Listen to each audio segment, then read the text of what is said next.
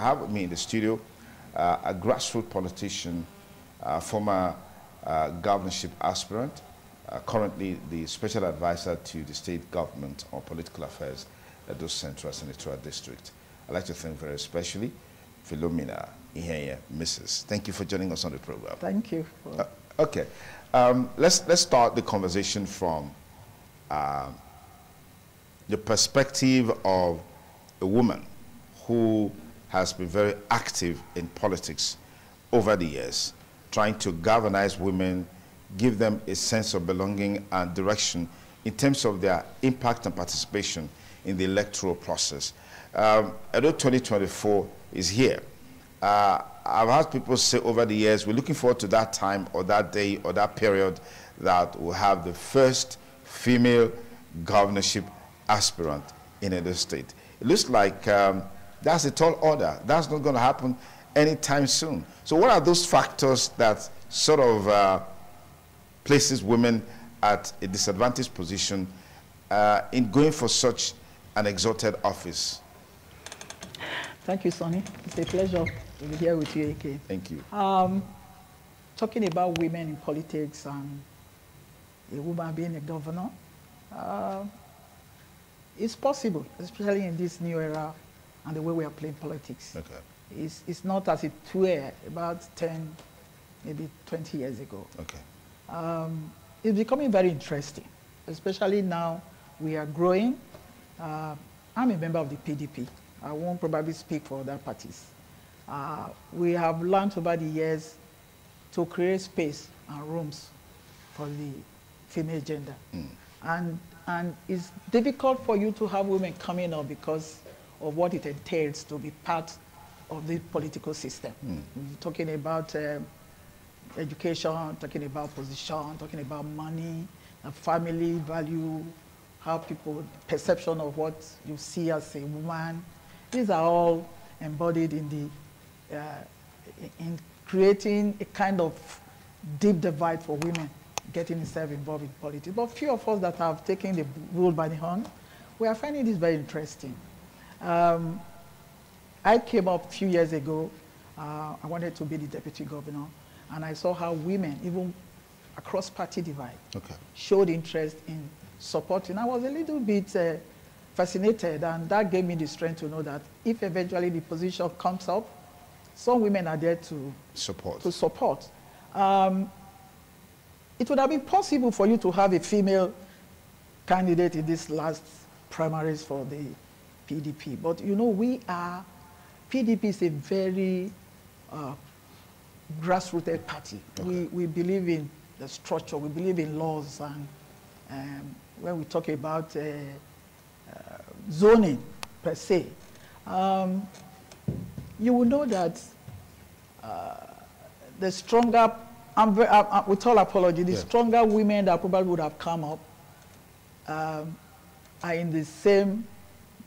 not in the same zone where this thing was on to. Okay. So it would probably be disobeying the party's structure. Yeah. That, to some extent, set some people back from participating. So would you say that, in spite of that, women are being adequately mobilized for this election? What's your assessment? Over the years. In fact, the president governor will tell you the part the women played in his re-election in the second term. We have a governor who believes in the women. If you look at his structure, you look at his government, a lot of women are in the system. Okay. And he believes that we have something to offer, and he recognizes that. And because of that, we are gingered. We also have a first lady who he will not slide when it comes to creating position for women. She'll come out to tell you, if you're having 18 commissioners, at least 8 of them should be women. In the very first part of this second term for the governor, we had about 7 or so commissioners that are women. And in this government, we have 2 women as advisors out of the 3 senatorial districts. I think we are not too far from it. Okay. Yeah. That's on the plus side, on the positive side. Yeah. But at the moment, there are talks about the bifurcations, the divisions within the PDP. How is this influencing and affecting the level of participation of women in this election process? If you look at, I won't call it a divide. If you look at the problem we had initially, because now I won't tell you we have problem in PDP. If you look at the initial problem we had, you find that most women were not involved. We always tend to know when to stop. We always tend to know what it is to make a party what it is. Okay. I have found that women are better politicians than men. So we are hardly ever involved with these shenanigans and all these talk about tussling for power. We want things to work the way it's supposed to be. To some extent, women are not really involved in this struggling for who leads and who doesn't lead. But I will tell you that over the years, we are not where we're supposed to be, but I'm telling you it has greatly improved. That's exactly what I'm saying. And I think that when there is a government that is stable, and you know that the economy of the country affects women more than men. So women are likely to react to a government that is positive than a government that is not positive. So you find that women are getting very interested, especially in Edo, because we have a government that is functioning. Okay. We have a government that that recognizes women, and we are conscious of that, and we are getting things done the way it should be done, so that our party can move forward and we'll get a better result in the next election. You said a while ago that you wouldn't want to say there is division in the party, but in the PDP at the moment, we've seen defections left, right, back, especially, I mean, last weekend from your own senatorial district. Yeah. Some people you would ordinarily describe as political bigwigs who are part and parcel of the legacy PDP left the PDP. I mean, we can mention names. I mean, these are people who have been there over the years. Doesn't this have far-reaching implications for the party in this election in terms of the aspirations? What with the fact that the PDP's candidate is from Edo Central? Sonny, do you know that in politics, you have people who are self-serving? There are these politicians who believe if it's not them, it cannot be anybody. So we have seen these politicians over the years, if they are not in government, then they are not in that party. So we are used to this movement every election. Like you said, like we are referring to the big wigs in my senatorial. I will tell you a particular candidate, a particular man there who was in ANPP. He contested, he didn't win, came to PDP. He contested PDP, became a chairman. When he wanted to contest for House of Rep, we didn't take him, went to APC. APC gave him commissionership the first time. When he didn't get the second time, came back to PDP. He contested now for House of Rep, not giving ticket, he's back to PDP. We don't reckon on those kind of people. Go find out how many people followed him to the declaration. You will expect, just the way people are moving from APC to PDP, PDP are moving to APC, they are looking for personal gains, not really thinking about the situation of things at how it is. But the movement has been moved from PDP to APC compared to APC to PDP. No, I don't agree with you. There are a lot of... Okay, so substantiating. We don't make noise. Just like we don't see somebody crossing as a victory for us. We are busy going to the grassroots, we are canvassing, we are making structures, we are preparing for election. By the time we talk about rallies and people who will cross, you will see what will happen. Because we have a government in Edo that is working. Whether you hate Obaseki or not, you know we have a governor that has performed the past 7.5 years. But he's not going to be on the ballot on the day of the election. No, we need Obaseki's work to canvass for election. If we brought a governor for 7.5 years that has done so well, now we have another sellable candidate, the field is for us. We have a lot of things. We have things to show. That is our strength.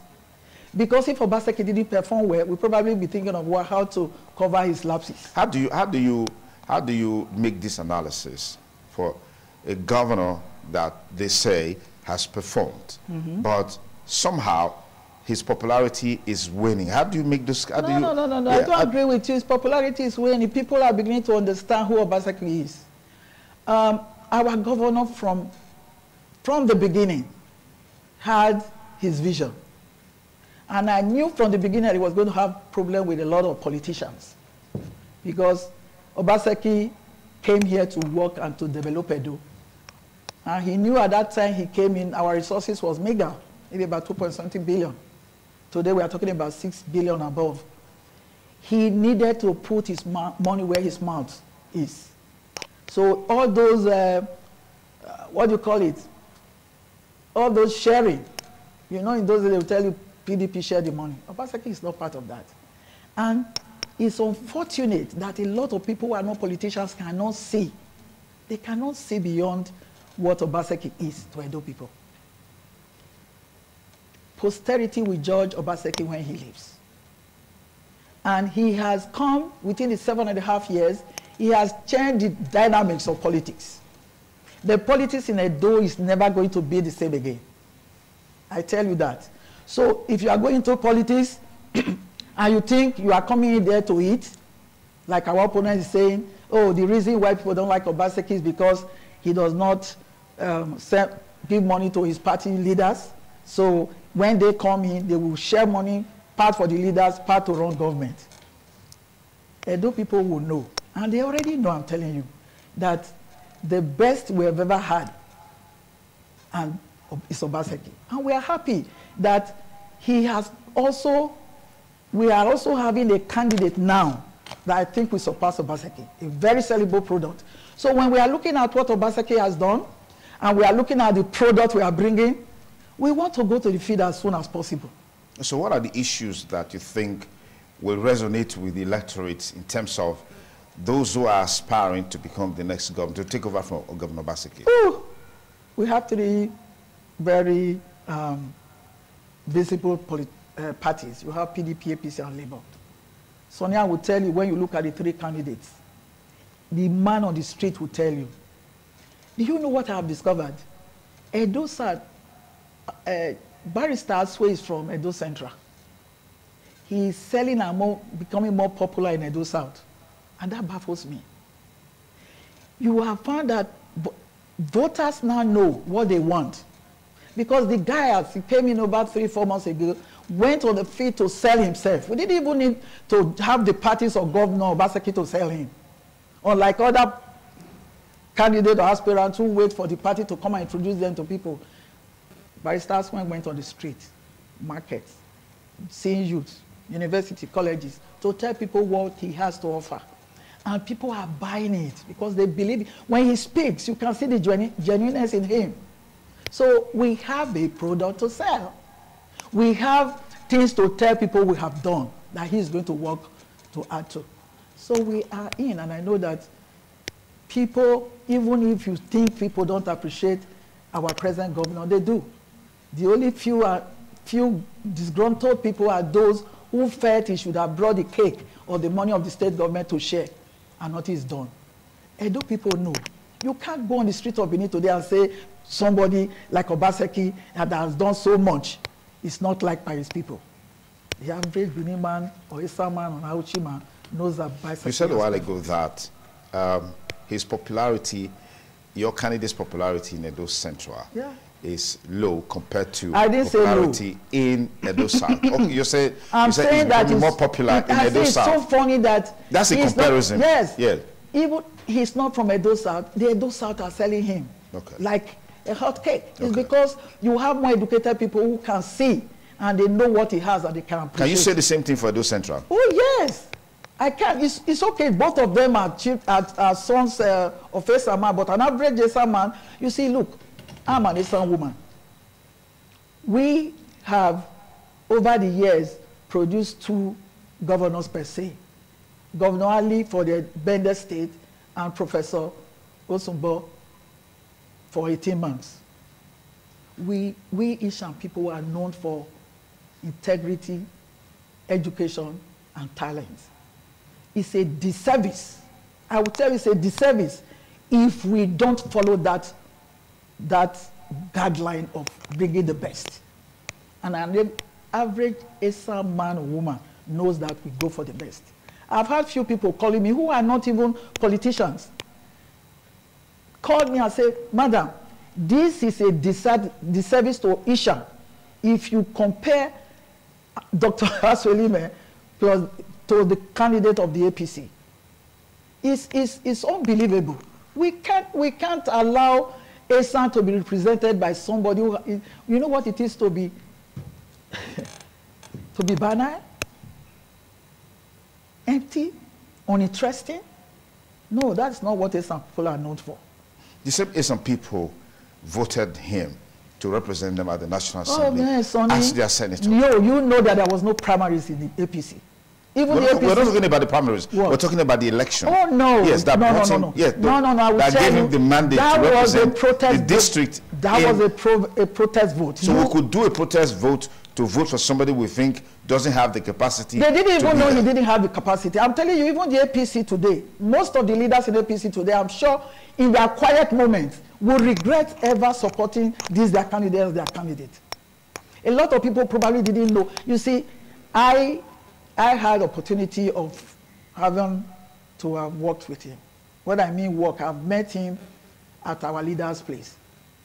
I'm sure if he was a sharp guy, and any would have projected him before his death. He has been there. He's not a material for governorship. So, with all sense of humility, please, Ishan people, we have prayed and craved for the opportunity to have an Isan governor. And we should be able to prove to other senatorials that when we say we want an Isan governor, we know they fold our hands.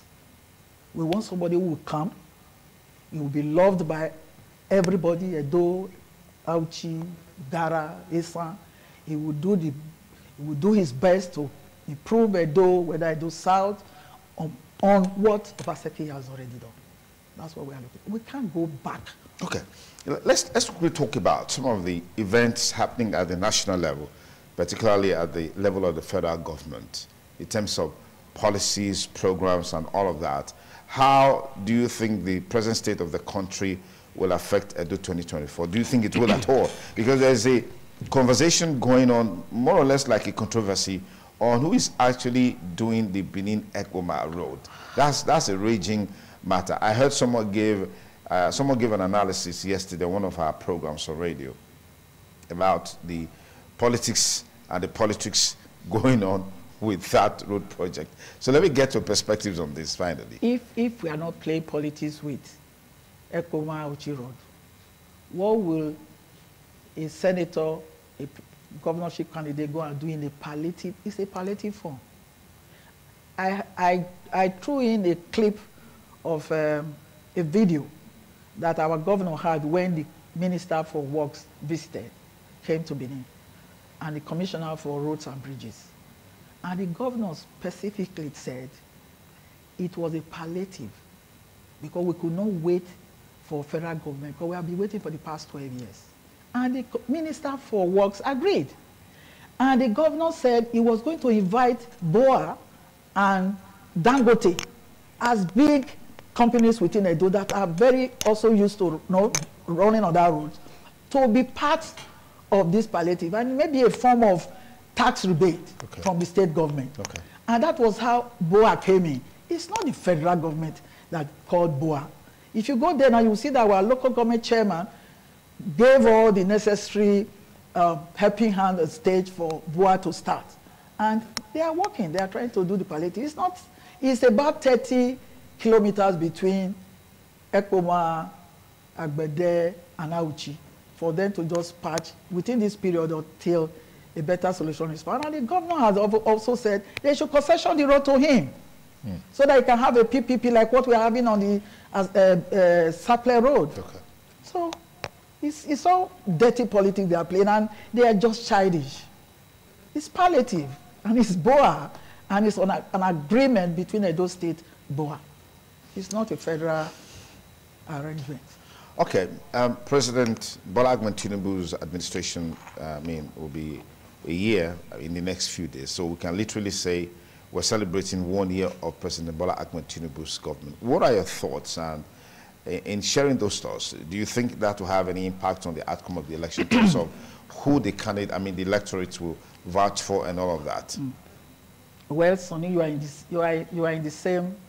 Edo with us. You are a Nigerian, and you can see since he took over what things have become. If you think you are enjoying it, just the way you feel, I'm sure the man on the street or the market man will feel the same.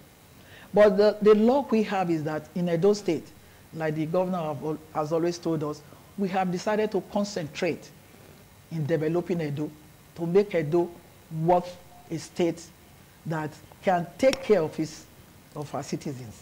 So if we want to reflect and think of what is happening in the national, we'll be depressed.